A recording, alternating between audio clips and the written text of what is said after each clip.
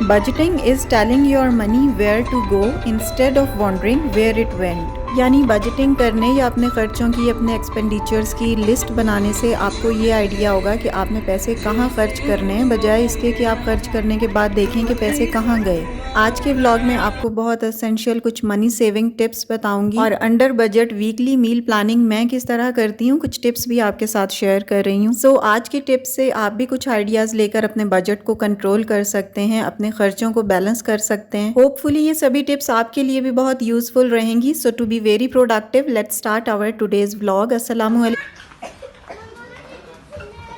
everyone, this is Sana. Welcome back again. Hopefully you are all doing great. I am fine too, अल्हम्दुलिल्लाह।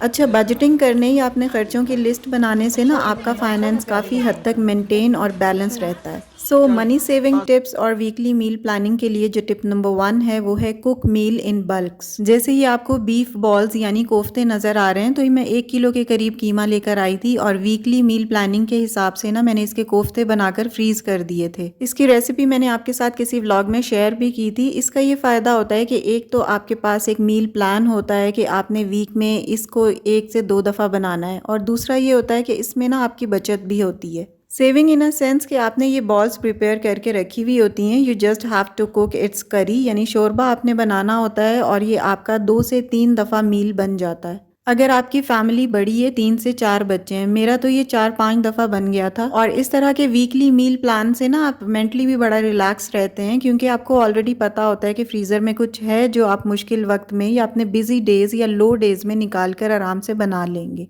तो इस तरह करने से आपको एक वीकली मील प्लानिंग की टिप भी मिल गई है और आपकी पैसों की बचत भी होगी। Moving to the next money saving tip which is avoid readymade frozen food. Ready to fry जो फ्रोजन फूड हमें डिफरेंट कंपनीज के मिल रहे होते हैं, एक तो एक्सपेंसिव बहुत होते हैं और दूसरा वो हेल्थ के लिए बिल्कुल बेनिफिशियल नहीं होते, क्योंकि वो प्रोसेस्ड होते हैं totally. And these processed meals are of course not good for you and your kids health.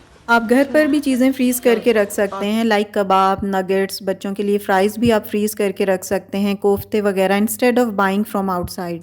इस तरह के फ्रोज़न फूड्स को आप जब परचेज़ करना बंद करेंगे ना, या एटलीस्ट कम कर देंगे, तो अल्टीमेटली आपके बजट का जो ग्राफ है वो डाउन हो जाएगा, यानी आपका खर्चा कम हो जाएगा। घर पे थोड़ी सी मेहनत करके ना आप अपने पैसों को इस तरीके से सेव कर सकते हैं। Next step is purchase seasonal and low priced vegetables. अच्छा, मैं क्या करती हूँ कि जब भी कोई चीज़ मुझे सस्ती मिलती है ना, लाइक टमाटर या लहसुन, अदरक, कुछ भी, जब मुझे लगता है कि ये अब पहले वाले रेट से इसका रेट काफ़ी डाउन हो गया है, तो मैं ना वो बल्क में ले लेती हूँ, काफ़ी ज़्यादा क्वांटिटी में परचेज़ करती हूँ। अब जैसे नॉर्मली मैं टमाटर 1 किलो लेती हूँ और वो ना मेरे 1 हफ्ता या 10 दिन तक चल जाते हैं, लेकिन यहाँ पर मुझे काफ़ी इसकी प्राइस लो लग रही थी। ये मुझे 80 रुपये किलो मिले थे। और टमाटर फ्रिज में रखे रखे भी सॉफ्ट हो जाते हैं, गलने लगते हैं, ख़राब हो जाते हैं और इनमें ना स्मेल भी आ जाती है, तो वो यूज़ करने के काबिल ही नहीं रहते। तो जब भी मुझे लगता है ना कि अब टमाटर का रेट लो हुआ है, तो मैं 3 किलो या 3.5-4 किलो इस तरह से ले लेती हूँ और उनको मैं ना ग्राइंड करके इस तरह थाल में डाल के ना फ्रीज़ कर देती हूँ ओवरनाइट। कई लोग साबुत भी फ्रीज कर देते हैं अपनी अपनी कन्वीनियंस के हिसाब से, लेकिन मुझे ये ज़्यादा कन्वीनियंट रहता है और रिलैक्स रहती हूँ मैं इस तरह। एक दफ़ा काम हो जाता है और आप फिर पूरा वीक या मंथ रिलैक्स रहते हैं। ओवरनाइट इसको फ्रीज करने के बाद ना मैं इसके क्यूब्स बना लेती हूँ, जिपलॉक बैग्स में या किसी भी बॉक्स में रख देती हूँ और एक एक क्यूब एक एक खाने में, एक एक हांडी में डालती रहती हूँ और बहुत रिलैक्सेशन रहती है, believe me.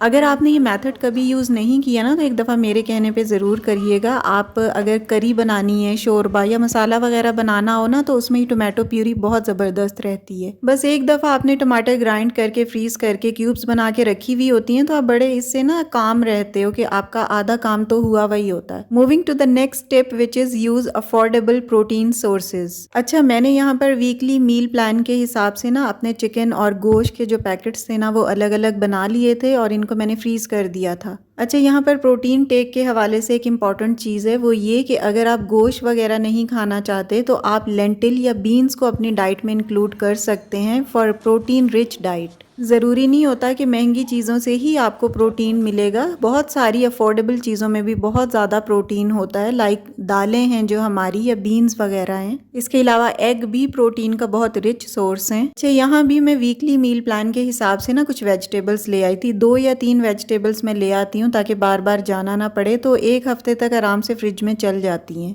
Next money saving tip is negotiate with service providers. It means कि अगर आपने इंटरनेट वाईफाई घर पे लगवाया हुआ है ना, तो जो आपका सर्विस प्रोवाइडर है आप उनसे थोड़ा सा निगोशिएट करें और अपने बिल में थोड़ी सी कमी करवाएं। जैसे हम हर चीज़ में डिस्काउंट चाह रहे होते हैं, तो थोड़ा सा इसमें भी आप उनसे निगोशिएट करें, यानी बारगेन करें। यहाँ मैं आपको एग्जांपल देती हूँ। एक हमारा जो वाईफाई का बिल था ना, वो हमारा 3000 था per month, depending on the speed of your wifi. तो वो हमारा 3000 था। तो मैंने उनसे, जो सर्विस प्रोवाइडर थे ना, उनसे मैंने कहा कि आप ये 2500 करें। तो मे बी बारगेन करने से आपका तुक्का लग जाए। सो मेरा तुक्का लग गया था और मुझे उन्होंने 2500 पर मंथ कर दिया था। सो इस तरह की जो छोटी छोटी टिप्स होती हैं ना, इनसे आप अपने बजट के ग्राफ को थोड़ा सा डाउन कर सकती हैं और वो जो पैसे बच जाए ना, वो आप अपने यूज में ले आएं। Moving to the next tip which is maintain your electricity consumption. जब भी आप बिजली यूज़ करें ना, तो थोड़ी सी कॉशन के साथ, एहतियात के साथ यूज़ किया करें। कुछ ट्रैफिक आवर्स होते हैं, लाइक शाम को 6 से रात 11 बजे तक का जो टाइम होता है ना, ये बड़ा इलेक्ट्रिसिटी और एनर्जी कंज्यूमिंग होता है। तो कोशिश करके इस टाइम के दौरान अपनी वॉशिंग मशीन्स या अपनी आयरन, इस्त्री वगैरह ना कम से कम यूज़ किया करें। मैं दिन के टाइम ही ये दोनों काम करती हूँ, क्योंकि मुझे पता है कि इस वक्त जो आपका इलेक्ट्रिसिटी का रेट है ना, वो काफ़ी हाई हुआ होता है। तो जब हमारे पास दिन में काम करने की ऑप्शन है, तो हम इसे क्यों ना अवेल करें और क्यों ना अपने खर्चे के ग्राफ को कम करें।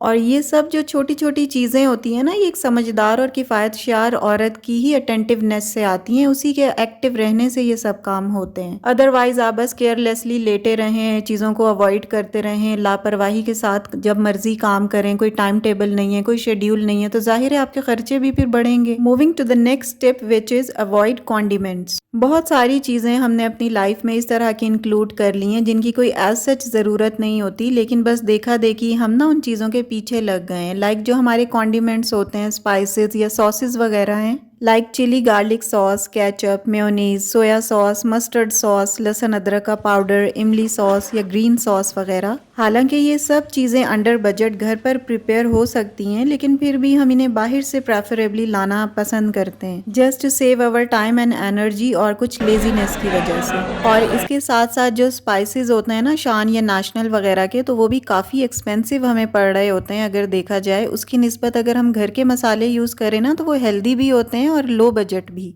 सो मनी सेविंग के लिए यही बेटर है कि आप बाहर के कॉन्डिमेंट्स और स्पाइसेस वगैरह यूज़ करने की बजाय ना घर की चीज़ें यूज़ करें। Before moving to the next step, यहाँ मैं आपको ये बता दूं कि मैं यहाँ पर वीकली मील प्लानिंग के हिसाब से ना 3 टाइम का खाना बनाकर रख रही हूँ और ये मैं फ्रीज कर दूंगी। और फिर वीक में मैं जिस दिन बिजी होंगी या कुछ एनर्जेटिक नहीं फील कर रही होंगी ना, या काम मुझे बहुत ज़्यादा होगा, तब मैं ये निकाल कर ना इसी को पका लूँगी और ये रेडी हो जाएगा। तो हमारी जो वीकली मील प्लानिंग है ना, वो हमें इस तरह बड़ी हेल्पफुल रहती है कि हमने फ्रीज़र में खाना ऑलरेडी बना के रखा हुआ होता है जो हाफ कुक होता है, और हम उसे निकाल कर फिर अपनी हांडी रेडी कर लेते हैं। Moving to the next step which is make DIY cleaning products instead of buying from outside. अच्छा, काफ़ी सारे क्लीनर्स ऐसे होते हैं जो बाहर से बहुत एक्सपेंसिव मिल रहे होते हैं, तो उनको ना हम घर पर भी DIY कर सकते हैं। लाइक विनेगर, लेमन और सोडा, ये सारी चीज़ें, तीनों चीज़ें आप मिक्स करें और इस सोल्यूशन से आप किचन के कैबिनेट्स, चूल्हा और स्लैब्स वगैरह इजीली साफ कर सकते हैं। इसके अलावा जो वॉशरूम के टाइल क्लीनर्स होते हैं ना, वो भी बहुत एक्सपेंसिव होते हैं। तो मैं क्या करती हूँ, जस्ट हार्पिक के अंदर ना थोड़ा सा जो लोकल एसिड मिलता है ना, वो डाल लेती हूँ और उससे वॉशरूम के फ्लश और कमोड साफ करती हूँ।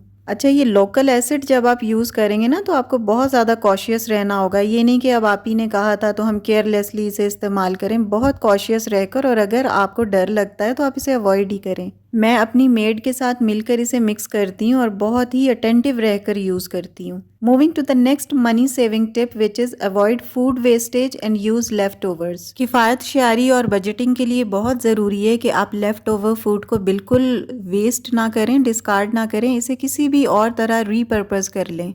लाइक मेरी अगर एक दिन पहले की दाल या कोई भी लिक्विडी सालन बचा हुआ होता है ना, तो मैं उसे आटे में डालकर थोड़े से और स्पाइसेस, उसमें नमक, मिर्चें, मसाला as per our taste add कर देती हूँ और उस सालन को आटे में अच्छी तरह ब्लेंड